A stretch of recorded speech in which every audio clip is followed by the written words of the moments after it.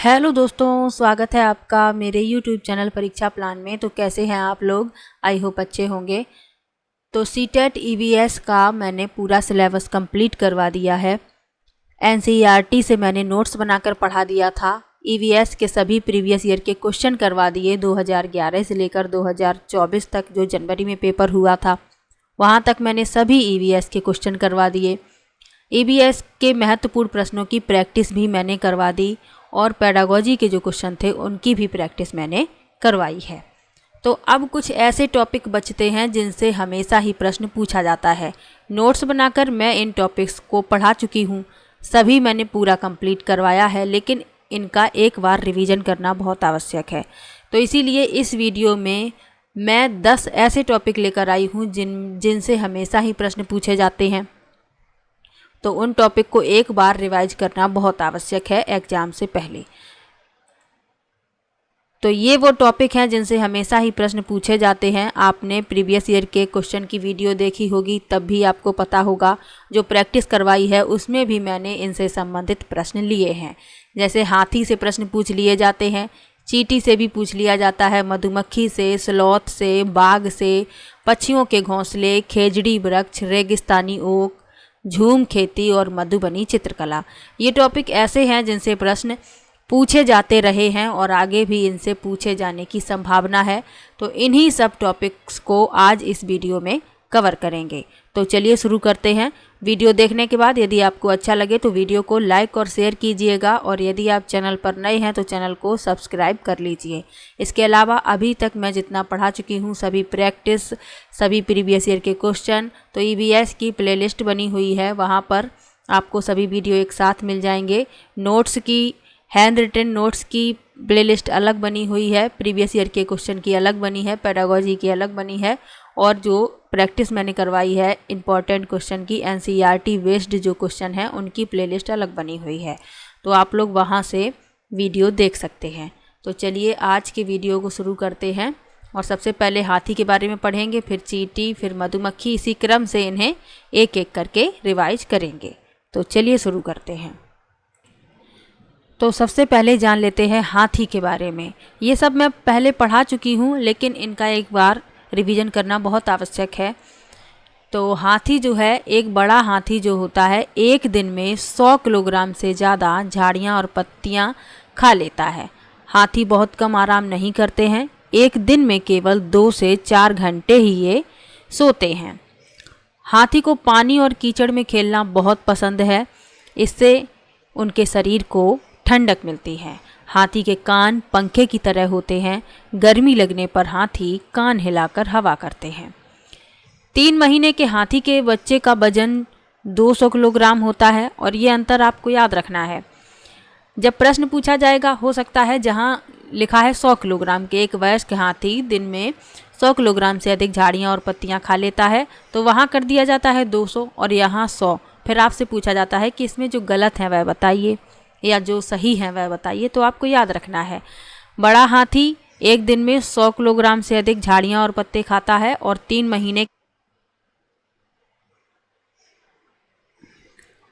महीने के हाथी के बच्चे का वजन लगभग 200 किलोग्राम होता है, यानी 2 क्विंटल।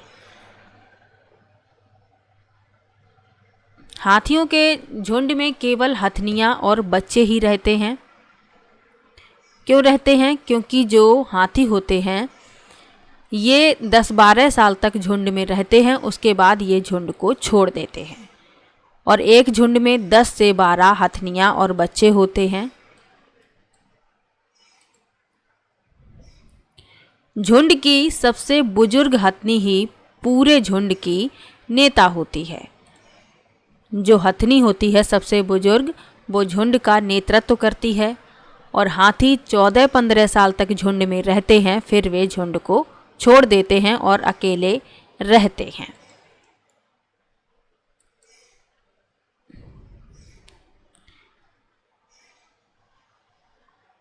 हाथी परेशानी आने पर अपने साथियों की मदद करते हैं, अपने बच्चों की देखभाल और सुरक्षा के लिए एक दूसरे का साथ भी देते हैं। तो ये सामान्य बातें हैं हाथी के बारे में, आपको याद रखनी है, भूलना नहीं है। हाथी बहुत कम आराम करते हैं, दिन में केवल 2 से 4 घंटे ही सोते हैं। एक वयस्क हाथी एक दिन में 100 किलोग्राम से अधिक झाड़ियाँ और पत्तियाँ खा लेता है। 3 महीने के हाथी के बच्चे का वजन लगभग 200 किलोग्राम होता है। हाथी 14-15 साल तक झुंड में रहते हैं, फिर वे झुंड को छोड़ देते हैं। एक झुंड में 10 से 12 हथनियाँ और बच्चे होते हैं। झुंड की सबसे बुजुर्ग हथनी ही झुंड का नेतृत्व करती है। हाथियों को कीचड़ में और पानी में खेलना बहुत पसंद है। जब गर्मी लगती है तो ये कान हिलाकर हवा करते हैं। ये सामान्य बातें हैं, आपको याद रखनी है और आपको याद भी होंगी, क्योंकि इतने क्वेश्चन मैं करवा चुकी हूँ तो आप लोगों को ये सब बातें याद हो गई होंगी। क्योंकि जब भी क्वेश्चन आता है हाथी से संबंधित या किसी भी टॉपिक से संबंधित, मैं उसका पूरा डिटेल बता देती हूँ।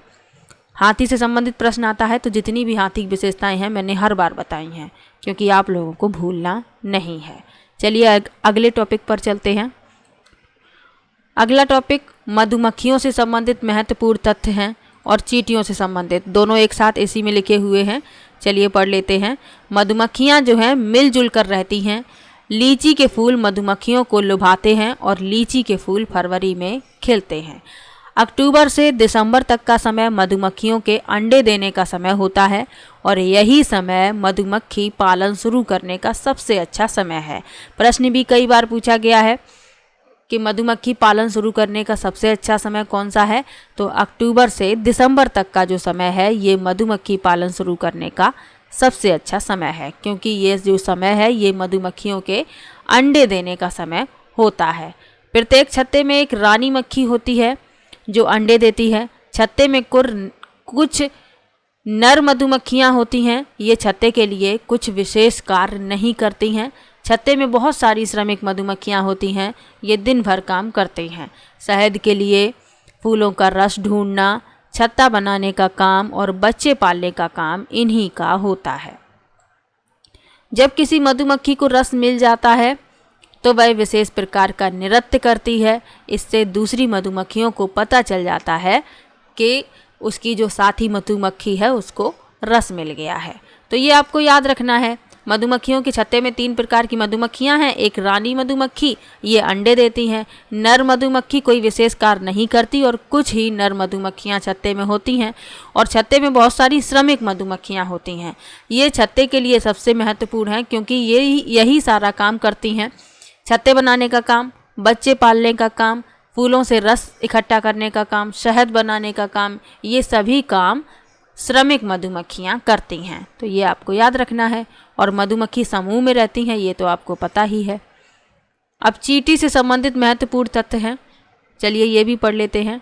चींटियाँ भी मिलजुल कर रहती हैं। जिस प्रकार से मधुमक्खियाँ इकट्ठा रहती हैं समूह में, उसी प्रकार से चींटियाँ भी रहती हैं और उसी प्रकार से ततैया भी रहते हैं। ये भी आपको याद रखना है।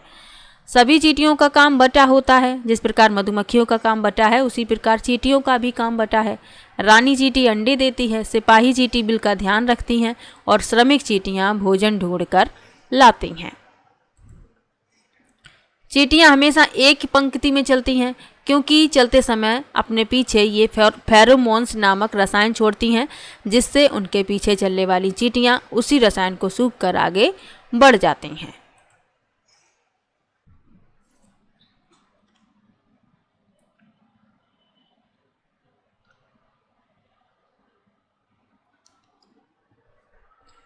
दीमक और ततैये भी समूह में रहते हैं। चींटी और मधुमक्खियों की डंक में फार्मिक अम्ल पाया जाता है और फार्मिक अम्ल को ही मेथेनोइक अम्ल कहा जाता है। तो ये दोनों बातें आपको याद रखनी है। जब आपको ऑप्शन में फार्मिक अम्ल मिलेगा तो आपको फार्मिक अम्ल टिक करना है, मेथेनोइक अम्ल मिले तो मेथेनोइक अम्ल टिक करना है। दोनों एक ही हैं। फार्मिक अम्ल को ही व्यवस्थित रूप में मेथेनोइक अम्ल कहा जाता है। तो ये आपको याद रखना है। चलिए अगले टॉपिक पर चलते हैं। स्लॉथ। स्लॉथ के बारे में क्या क्या याद रखना है। ये भालू जैसे दिखते हैं पर भालू नहीं हैं, यानी ये देखने में आपको भालू जैसे लगेंगे पर इनकी प्रजाति अलग है और भालुओं की अलग। ये दिन के करीब 17 घंटे पेड़ों से उल्टे लटककर मस्ती से सोते हैं। सबसे ज़्यादा आलसी यही जानवर है। ये दिन के 17 घंटे सोने में ही गुजार देता है। ये जिस पेड़ पर रहते हैं उसी के पत्ते खाते हैं। इसलिए इन्हें कहीं और जाने की ज़रूरत नहीं पड़ती। यानी जिस पेड़ पर ये लटकते हैं उसी पेड़ की पत्तियां खाते रहते हैं, तो इन्हें कहीं और जाने की आवश्यकता होती ही नहीं है। जब ये अपने पेड़ के सारे पत्ते खा लेते हैं तब वे पास के पेड़ पर चले जाते हैं। यानी अपने पेड़ की सारी पत्तियां ये खाकर समाप्त कर देते हैं, तो ये जो पास में पेड़ होता है उसी पेड़ पर चले जाते हैं। लगभग 40 वर्ष के अपने पूरे जीवन में ये मुश्किल से 8 पेड़ों पर ही घूम पाते हैं और ये सप्ताह में एक ही बार सोच के लिए नीचे उतरते हैं। तो इतने आलसी होते हैं ये। तो आपको इतनी ही बातें स्लॉथ के बारे में याद रखनी है कि ये भालू जैसे दिखते हैं पर भालू नहीं है। ये दिन के करीब 17 घंटे पेड़ों से उल्टे लटक कर सोते हैं। ये जिस पेड़ पर रहते हैं उसी की पत्ती खाते हैं, इसलिए इन्हें कहीं और जाने की ज़रूरत नहीं पड़ती। जब ये अपने पेड़ के सारे पत्ते खा लेते हैं तभी वे पास के पेड़ पर चले जाते हैं। अपने 40 वर्ष के जीवन काल में ये मुश्किल से 8 पेड़ों पर ही घूम पाते हैं और ये सप्ताह में एक बार ही सोच के लिए नीचे उतरते हैं। इतने आलसी हैं। तो आपको स्लॉथ के बारे में ये महत्वपूर्ण तथ्य याद रखना है। तो ये होता है स्लॉथ। देख सकते हैं आप लोग इसे इस चित्र में, और इस तरीके से ये उल्टा लटकता है और जिस पेड़ पर लटकता है उसी की पत्तियां खाता रहता है। अगला टॉपिक है बाघ। तो बाघ के बारे में जो भी महत्वपूर्ण तथ्य हैं उनको पढ़ लेते हैं। लिखा है बाघ अंधेरे में मनुष्य से 6 गुना बेहतर देख सकता है। और इन्हीं से प्रश्न बनते हैं। यही सब लाइनें लिखी होती हैं और उनमें जो सही है वो बताने होते हैं, कभी कभी गलत बताना होता है। तो बाघ अंधेरे में मनुष्य से 6 गुना बेहतर देख सकते हैं। बाघ की मूंछें हवा में हुए कंपन को भांप लेती हैं और उसे शिकार की बिल्कुल सही स्थिति का पता चल जाता है। इससे इन्हें अंधेरे में रास्ता ढूंढने में भी मदद मिलती है। बाघ मौके के अनुसार अपनी आवाज़ बदलता रहता है। गुस्से में अलग आवाज़, बाघिन को बुलाना हो तो अलग आवाज़। बाघ का गुर्राना 3 किलोमीटर दूर तक सुना जा सकता है। तो ये समय के अनुसार अपनी आवाज़ जो है बदलते रहते हैं। तो गुस्से में इनकी अलग आवाज़ होती है, जब इन्हें बाघिन को बुलाना होता है तो अलग आवाज़ निकालते हैं और इनका गुर्राना 3 किलोमीटर दूर तक सुना जा सकता है। बाघ अपने इलाके में मूत्र करके अपनी गंध छोड़ते हैं। एक बाघ किसी दूसरे बाघ के मूत्र की गंध को झट पहचान लेता है। यानी उसे पता चल जाता है गंध से कि कोई दूसरा बाघ उनके इलाके में आ गया है। बाघ हवा से पत्तों के हिलने और शिकार के झाड़ियों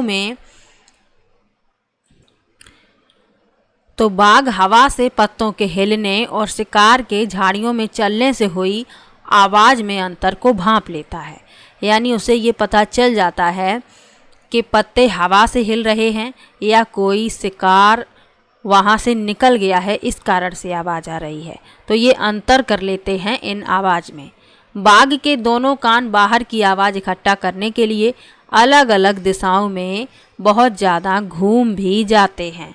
यानी ये बाहर की आवाज़ को सुनने के लिए अपने कानों को घुमा लेते हैं अलग अलग दिशाओं में। तो ये आपको बाघ के बारे में याद रखना है। सामान्य सी बातें हैं। बाघ मनुष्य से 6 गुना बेहतर देख सकते हैं। अंधेरे में भी बाघ की मूंछें हवा में हुए कंपन को भांप लेती हैं और उसे शिकार की सही स्थिति का पता चल जाता है। इससे इन्हें अंधेरे में रास्ता ढूंढने में भी मदद मिलती है। बाघ मौके के अनुसार अपनी आवाज़ बदल लेता है। बाघ अपने इलाके में मूत्र करके अपनी गंध छोड़ते हैं। एक बाघ किसी दूसरे बाघ के मूत्र की गंध को झट पहचान लेता है। बाघ हवा से पत्तों के हिलने, शिकार के झाड़ियों में चलने से हुई आवाज़ में अंतर को भांप लेता है। बाघ के दोनों कान बाहर की आवाज़ इकट्ठा करने के लिए अलग अलग दिशाओं में बहुत ज़्यादा घूम भी जाते हैं। तो इतना आपको बाघ के बारे में याद रखना है। चलिए चलते हैं अगले टॉपिक पर। अगला टॉपिक है पक्षियों के घोंसले। तो पक्षियों के घोंसले, हर पक्षी अपना घोंसला अलग अलग तरीके का बनाता है। कोई ऊंचाई पर बनाता है, कोई कांटों के बीच बनाता है, कोई झाड़ियों से बनाता है लटकता हुआ। तो ये अंतर आपको याद रखना है कि कौन सा पक्षी किस तरीके का घोंसला बनाता है। तो चलिए सबसे पहले पढ़ लेते हैं इंडियन रॉबिन, जिसे कलचड़ी कहते हैं। तो ये अपना घोंसला कैसा बनाती है? तो यह पत्थरों के बीच खाली जगह में अपना घोंसला बनाती है। यह अपना घोंसला नाजुक टहनियों, जड़ें, ऊन, बाल, रुई आदि से बनाती है। तो पत्थरों के बीच में खाली जगह रह जाती है, वहाँ कलचड़ी अपना घोंसला बनाती है। और अपने घोंसले में ये किस किस का प्रयोग करती है? नाजुक टहनियों का, जड़ों का, ऊन, बाल, रुई इत्यादि चीज़ों का इस्तेमाल करती है। कौआ, तो कौआ पेड़ की ऊंची डाल पर घोंसला बनाता है। कई बार पूछा गया है कि एक पक्षी है या पेड़ की ऊंची डाल पर अपना घोंसला बनाता है, तो वह कौआ होता है। और कौआ लोहे के तार और लकड़ी की शाखाओं से घोंसला बनाता है। यानी लोहे के तार भी इसके घोंसले में मिल जाते हैं, लकड़ी की शाखाएं भी मिल जाती हैं। तो कौआ इसी तरीके का घोंसला बनाता है। अब कोयल के बारे में आपको क्या याद रखना है कि कोयल एक ऐसा पक्षी है जो अपना घोंसला नहीं बनाता। ये कौवे के घोंसले में अंडे देती है। कौआ अपने अंडों के साथ कोयल के अंडों को भी सेता है, क्योंकि कौआ को पता नहीं चल पाता है कि ये कोयल के अंडे हैं या उसके ही हैं। तो यह अंडों की देखभाल करता रहता है कौआ, कोयल के अंडों की भी अपने अंडे समझकर। तो ये घोंसला नहीं बनाती कोयल, आपको ये याद रखना है। प्रश्न पूछा भी गया है कि ऐसा कौन सा पक्षी है जो कभी भी अपना घोंसला नहीं बनाता और कौवे के घोंसले में अपने अंडे देता है। तो आपको याद रखना है कोयल पक्षी। फाख्ता, फाख्ता जो है कैक्टस के कांटों के बीच या मेहंदी की मेड़ में अपना घोंसला बनाता है। जो मेहंदी का पेड़ होता है उसकी मेड़ में भी अपना घोंसला बनाती है और कैक्टस के कांटों के बीच में भी अपना घोंसला ये बनाती है। गौरैया कहाँ बनाती है? तो गौरैया कहीं भी अपना घोंसला बना लेती है। अलमारी के ऊपर, आईने के पीछे, घर की दीवार के आले में, तो जहाँ उसे जगह मिल जाती है गौरैया वहाँ पर अपना घोंसला बना लेती है। कबूतर अपना घोंसला पुराने मकान या खंडहरों में बनाता है। कोई खाली मकान होगा तो कबूतर वहाँ अपना घोंसला बना लेता है। बसंत गौरी, ये कहाँ घोंसला बनाती है? तो बसंत गौरी पेड़ के तने में छेद करके उसमें अंडे रखती है। तो ये पेड़ के तने में छेद करके उसमें अपने अंडे रखती है, ये आपको याद रखना है। दर्जन चिड़िया, तो नाम से ही आपको पता चल रहा है, टेलर बर्ड इसे कहते हैं। तो ये क्या करती है? इसकी चोंच नुकीली होती है और ये पत्तों को आपस में सी लेती है। उसी के बीच में बनी थैली में अंडे देती है, यही उसका घोंसला है। तो इसकी चोंच इतनी पैनी होती है, ये पत्तों को सिल लेती है, बाकायदा जैसे सिला जाता है उसी तरीके से ये सिल लेती है और उसी में अंडे देती है, जगह बना लेती है थैली जैसी और उसी में अंडे देती है। शक्करखोरा, ये कहाँ घोंसला बनाती है अपना? तो ये किसी छोटे पेड़ या झाड़ी की डाली पर लटकता हुआ घोंसला बनाता है। घोंसले में बाल, बारीक घास, पतली टहनियाँ, सूखे पत्ते, रुई, पेड़ की छाल के टुकड़े, कपड़ों के चीथड़े और मकड़ी के जाले भी होते हैं। तो ये बहुत सारी चीज़ों का इस्तेमाल करती है अपने घोंसले बनाने में। वीवर पक्षी के बारे में आपको याद रखना है और इससे प्रश्न पूछा गया है कि नर वीवर जो होता है ये कई घोंसले बनाता है। नर वीवर घोंसला बनाता है और ये एक नहीं कई घोंसले बनाता है। मादा वीवर सभी घोंसलों को देखती है और जो उसे सबसे अच्छा लगता है उसी में अंडे देती है। ये अपने घोंसले लालटेन की तरह लटकते हुए बनाते हैं। अब लटकता हुआ घोंसला तो ये जो ऊपर पक्षी था ये भी बनाता है शक्करखोरा, लेकिन ये छोटे पेड़ या झाड़ी से लटकता हुआ बनाता है। और जो वीवर होता है ये ऊंचे पेड़ पर भी बना लेता है, लालटेन की तरह लटकता हुआ घोंसला इसका होता है। चील ऊंची शाखाओं या ऊंचे स्थान पर अपना घोंसला बनाता है। गिद्ध अपना घोंसला सुनसान पेड़ों पर, चट्टानों की दरारों में बनाते हैं और उल्लू पेड़ के किसी खोखले भाग को ही अपना घोंसला बना लेता है। तो इतने ही पक्षियों से प्रश्न पूछा जाता है, जितने भी इम्पोर्टेंट है मैंने सभी लिख लिए हैं। इससे बाहर प्रश्न नहीं बनेगा। आपको इन सब के बारे में याद रखना है कि ये कहाँ कौन घोंसला किस प्रकार का बनाता है और आपका प्रश्न इससे गलत नहीं होगा यदि आपने ये इतनी चीज़ें याद कर ली। चलिए चलते हैं अगले टॉपिक पर। अगला टॉपिक है खेजड़ी वृक्ष। तो खेजड़ी वृक्ष से भी प्रश्न पूछे जाते हैं। तो यह रेगिस्तानी इलाके में पाया जाता है, इसे ज़्यादा पानी की ज़रूरत नहीं होती। रेगिस्तान में वैसे ही पानी की कमी है और ये वृक्ष इसी प्रकार का है कि इसे ज़्यादा पानी की ज़रूरत नहीं होती है। इस पेड़ की जो छाल होती है ये दवा के काम आती है और इसकी जो लकड़ी होती है इसे कीड़ा नहीं लगता। जैसे सामान्य जो लकड़ियाँ होती हैं पेड़ों की, तो उनमें कीड़ा लग जाता है, लकड़ियाँ बेकार हो जाती हैं, लेकिन इस पेड़ की लकड़ी में कीड़ा नहीं लगता है। इस पेड़ की फलियों की सब्जी बनाई जाती है, यानी जो फलियाँ होती हैं इस पेड़ की, इनकी बनाई जाती है सब्जी और पत्तियाँ वहाँ रहने वाले जानवर खाते हैं और इसकी छाया में बच्चे खेलते हैं। तो बस इतनी ही 5 लाइनें हैं, ये आपको याद रखनी है कि ये रेगिस्तानी इलाके में पाया जाता है, राजस्थान में ये पाया जाता है और राजस्थान का राजकीय वृक्ष भी है। तो ये आपको याद रखना है। इसे ज़्यादा पानी की ज़रूरत नहीं होती। इस पेड़ की छाल दवा के काम आती है और इसकी लकड़ी को कीड़ा भी नहीं लगता। इस पेड़ की फलियों की सब्जी बनाई जाती है और पत्तियाँ जानवर खाते हैं और इसकी छाया में बच्चे खेलना पसंद करते हैं। खेजड़ी वृक्ष के बारे में इतना आपको याद रखना है। अगला टॉपिक रेगिस्तानी ओक है। तो चलिए इसके बारे में जो भी महत्वपूर्ण तथ्य हैं इन सबको पढ़ लेते हैं। यह पेड़ ऑस्ट्रेलिया में पाया जाता है। रेगिस्तान लिखा है तो राजस्थान टिक नहीं करना है और ऑप्शन में आपको राजस्थान जरूर मिलेगा, लेकिन आपको याद रखना है कि ये ऑस्ट्रेलिया में पाया जाता है। इसकी ऊंचाई लगभग 4 मीटर होती है। इस पेड़ में पत्तियां बहुत कम होती हैं। इस पेड़ की जड़ें इसकी ऊंचाई से लगभग 30 गुना गहराई तक भूमि में नीचे जाती हैं। तो जितना पेड़ ऊपर आपको दिखता है इसका 30 गुना इसकी जड़ें भूमि में गहराई तक चली जाती हैं। और कहाँ तक गहराई तक जाती हैं? जब तक पानी तक ना पहुँच जाएं। इस पेड़ के तने में पानी इकट्ठा होता रहता है।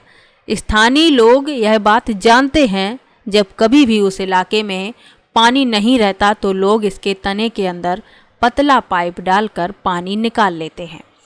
प्रश्न यदि पूछा जाएगा, कई बार तो सीधा ही पूछा गया है कि रेगिस्तानी ओक कहाँ पाया जाता है, तो आपको याद रखना है ऑस्ट्रेलिया। और कई बार ये प्रश्न ऐसे भी पूछा गया है कि रेगिस्तानी ओक के बारे में जो सही कथन है वह बताने हैं। 4 लिखे हैं, नीचे आपको ABC, AB, AC इस तरीके से ऑप्शन दिए गए हैं। तो आपको याद रखना है कि ये ऑस्ट्रेलिया में पाया जाता है। इसकी ऊंचाई लगभग 4 मीटर होती है। इसकी जड़ें ज़मीन में उस गहराई तक जाती हैं जब तक पानी तक ना पहुंच जाएं। इसके तने में पानी इकट्ठा होता रहता है। जब कभी भी उस इलाके में पानी की कमी होती है तो लोग इसके तने के अंदर पतला पाइप डालकर पानी निकाल लेते हैं। तो ये महत्वपूर्ण इसके बारे में जो भी तथ्य हैं वो बता दिए हैं, ये आपको याद रखने हैं। अगला टॉपिक है झूम खेती। तो इससे भी प्रश्न पूछे गए हैं। तो इसके बारे में आपको क्या क्या याद रखना है कि यह खेती भारत के उत्तर पूर्वी क्षेत्र में प्रचलित है, यानी पूर्वोत्तर भी कह सकते हैं उत्तर पूर्वी को। तो उत्तर पूर्वी क्षेत्र में ये प्रचलित है। इसमें असम, मणिपुर, मिजोरम, नागालैंड आदि शामिल हैं। इसमें क्या किया जाता है कि एक फसल को काटने के बाद ज़मीन को कुछ साल तक ऐसे ही छोड़ दिया जाता है, उसमें खेती नहीं की जाती। इस ज़मीन पर जो बांस खरपतवार उग आता है उसे उखाड़ते नहीं बल्कि गिराकर वहीं जला दिया जाता है। और जो राख मिलती है उसे ज़मीन में ही मिला दिया जाता है, क्योंकि राख खाद का काम करती है। ज़मीन को जोता नहीं जाता बल्कि मिट्टी को हिलाकर बीज छिड़क देते हैं। एक ही खेत में सब्जियां, मकई, धान बोए जाते हैं। जैसे अपने यहाँ अलग अलग खेत में अलग अलग प्रकार की फसलें होती हैं। गेहूं के खेत में सिर्फ गेहूं ही बोए जाते हैं, धान के खेत में सिर्फ धान ही बोए जाते हैं। लेकिन यहाँ पर क्या होता है, ये लोग एक साथ कई फसलें उगा लेते हैं।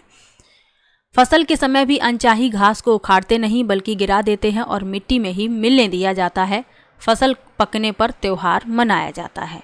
तो ये पूर्वोत्तर भारत में की जाती है झूम खेती, आपको याद रखना है। इसके अलावा इसी में एक टॉपिक और है जो मैंने वहाँ पर शुरुआत में नहीं बताया है, लेकिन मिजोरम में खेती की लॉटरी की जाती है, लॉटरी सिस्टम किया जाता है। इसको भी पढ़ लीजिए कि ज़मीन को साझा मानकर सब लोगों को बारी बारी उस ज़मीन पर खेती करने का मौका मिलता है। बांस के सुंदर बर्तन में पर्ची रखी जाती है और उनमें से एक पर्ची को निकाला जाता है। एक टीन बीज जितनी ज़मीन में बोया जाता है उसे एक टीन बीज कहा जाता है। और ये पूछा गया है कि एक टीन बीज का क्या मतलब है। तो एक टीन बीज जितनी ज़मीन में बोया जाता है उसे एक टीन ज़मीन कहा जाता है। चेराव नाच मिजोरम के पारंपरिक और सबसे पुराने नृत्यों में से एक है। इसे बांस नृत्य के रूप में भी जाना जाता है। तो झूम खेती के बारे में आपको जितना बताया ये आपको याद रखना है।